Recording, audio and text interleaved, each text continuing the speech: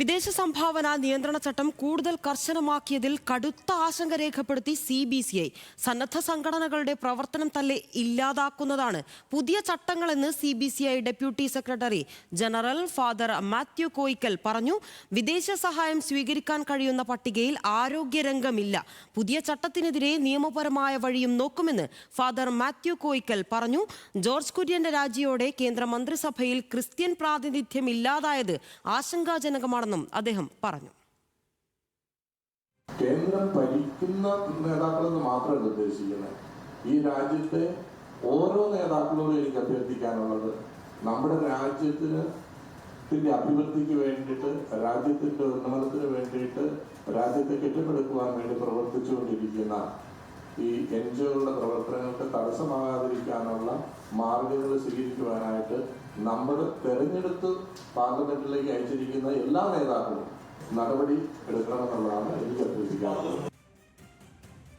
FCRA ഭേദഗതി ന്യൂനപക്ഷങ്ങളെ വേട്ടയാടാനുള്ള Sangh Parivar നീക്കമെന്ന് Hibi Eden MP ആരോപിച്ചു. പല ഭേദഗതികളും ആശങ്കപ്പെടുത്തുന്നത് സംഘപരിവാറിന്റെ ഇംഗിതങ്ങൾക്ക് വഴങ്ങുന്ന സ്ഥാപനങ്ങൾക്ക് വേണ്ടിയാണ് ഭേദഗതിയെന്നും ഹൈബി ആരോപിച്ചു. പക്ഷേ ഈ നിയമത്തിലെ പല ഭേദഗതികളും നമ്മളെ ആശങ്കപ്പെടുത്തുന്ന ഒന്ന്, ന്യൂനപക്ഷ വേട്ടയാണെന്ന് ഞങ്ങൾ സംശയിക്കാനുള്ള കാരണം ഇതിലുള്ള റിന്യൂവൽ പ്രോസസ്സിൽ എന്തെങ്കിലും ഡിലേ ഉണ്ടായാൽ ആരാണ് റിന്യൂവൽ പ്രോസസ്സ് നടത്തേണ്ടത്? റിന്യൂവൽ പ്രോസസ്സ് നടത്തേണ്ടത് ഉദ്യോഗസ്ഥരാണ്.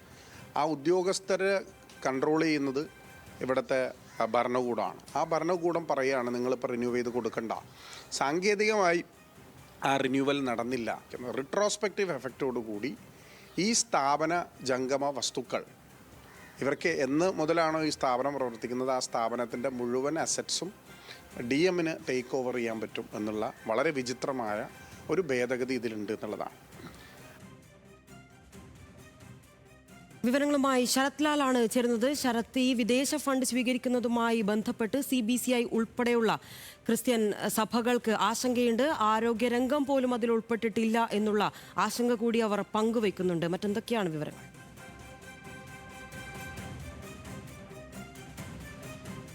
വളരെ ശക്തമായ പ്രതിഷേധമാണ് ഇന്ന് CBCI യോഗത്തിൽ അടിയന്തരമായി വിളിച്ചേർത്ത യോഗത്തിന് ശേഷം ആ തീരുമാനങ്ങൾ വിശദീകരിച്ച CBCI നേതാവ് CBCI joint secretary general Mathew Koickal വ്യക്തമാക്കിയത്.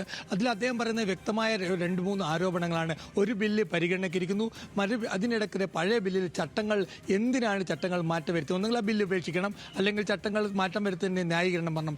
ഇപ്പോഴുള്ള 105ഓളം അല്ലെങ്കിൽ ഒരു NGO പ്രവർത്തിക്കണമെങ്കിൽ 105ഓളം കാര്യകാരണങ്ങൾ അത് അത്തരത്തിലുള്ള അതായത് കടമ്പകളാണ് ഇപ്പോൾ വെച്ചിരിക്കുന്നത്. അതിൽ വളരെ പ്രത്യേകത എന്നുള്ളത് 10 ലക്ഷത്തിൽ കൂടുതൽ ചെലവഴിച്ചിട്ടെങ്കിൽ NGOയുടെ ലൈസൻസ് റദ്ദാക്കുമെന്നാണ് അദ്ദേഹം CBCI നേതാക്കൾ ചോദിക്കുന്നത്. അതെങ്ങനെയാണ് ഗ്രാമങ്ങളിൽ 10 ലക്ഷം, ചെറിയ NGOക്ക് ഗ്രാമങ്ങളിൽ എങ്ങനെ 10 ലക്ഷം രൂപ ചെലവാക്കാൻ കഴിയും? മറ്റൊരു പ്രധാന കാര്യം, ഓൾ ഇന്ത്യ ലൈസൻസ് എന്നുള്ള NGOയുടെ എടുത്തു കളഞ്ഞിരിക്കുന്നു. ഇപ്പോൾ ഓരോ സംസ്ഥാനങ്ങളിലും പ്രത്യേകം രജിസ്റ്റർ ചെയ്യണം, അതിന് പ്രത്യേകം ഫീസും അടക്കണം. അപ്പോൾ സ്വാഭാവികമായിട്ടും അഖിലേന്ത്യാ അടിസ്ഥാനത്തിൽ ഒരു NGOക്ക് അല്ലെങ്കിൽ ഒരു ക്രിസ്ത്യൻ സഭകൾക്ക് ഒരു NGO പ്രവർത്തിക്കാൻ കഴിയില്ല. അതും വളരെയധികം ആശങ്കപ്പെടുത്തുന്നതാണെന്നാണ് മാത്യു കോയിക്കലിന്റെ അഭിപ്രായം. അതുപോലെ മറ്റൊരു പ്രധാനപ്പെട്ട വിഷയം അദ്ദേഹം ചൂണ്ടിക്കാണിച്ചിരിക്കുന്നത് ആരോഗ്യരംഗം. ക്രിസ്ത്യൻ സഭകൾ ആരോഗ്യരംഗത്താണ് NGO. ആരോഗ്യരംഗത്ത് നിന്ന് ആരോഗ്യരംഗം ഈ NGO പട്ടികയിൽ അല്ലെങ്കിൽ ഇപ്പോഴത്തെ വിദേശ നാണയ അല്ലെങ്കിൽ സ്വീകരിക്കാൻ പറ്റുന്ന പട്ടികയിൽ ഉൾപ്പെടുത്തിയിട്ടില്ല എന്നുള്ളതാണ്. അതുതന്നെ വളരെ വലിയ ഒരു ആശങ്കയാണ്. ക്രിസ്ത്യൻ സമുദായത്തെ സംബന്ധിച്ചുള്ള ക്രിസ്ത്യൻ സമുദായങ്ങൾ ആരോഗ്യ മേഖലയിലാണ് ഏറ്റവും കൂടുതൽ NGO പ്രവർത്തിക്കുന്നതെന്നും അദ്ദേഹം ചൂണ്ടിക്കാട്ടി. ഏതായാലും അമിത്ഷയെ കാണാനുള്ള ശ്രമം തുടരുമെന്നും, കാരണം സർക്കാരിനെതിരെയല്ല, സർക്കാരിന് നേർബുദ്ധി തേടാൻ വേണ്ടിയാണ് 28-ാം തീയതിയുള്ള പള്ളികളിലെ പ്രാർത്ഥന എന്നും അദ്ദേഹം വ്യക്തമാക്കിയിട്ടുണ്ട്. ഏതായാലും കൂടുതൽ സമര പരിപാടികളിലേക്ക് അല്ലെങ്കിൽ കൂടുതൽ പ്രക്ഷോഭത്തിലേക്ക് അല്ലെങ്കിൽ കൂടുതൽ സമ്മർദ്ദ തന്ത്രത്തിലേക്ക് സഭ പോകുന്നു എന്ന് തന്നെയാണ് ഇന്നത്തെ CBCI യോഗത്തിന് ശേഷം, അടിയന്തര യോഗത്തിന് ശേഷം പത്രലേഖകരെ കണ്ട ജോയിന്റ് സെക്രട്ടറി ജനറൽ CBCI വ്യക്തമാക്കിയിരിക്കുന്നത്. ലിനിഷ, എന്തായാലും FCRA നിയമ ഭേദഗതിയിൽ വലിയ പ്രതിഷേധമാണ് സഭകളുടെ ഭാഗത്തുനിന്നുണ്ടായത്. ഇപ്പോൾ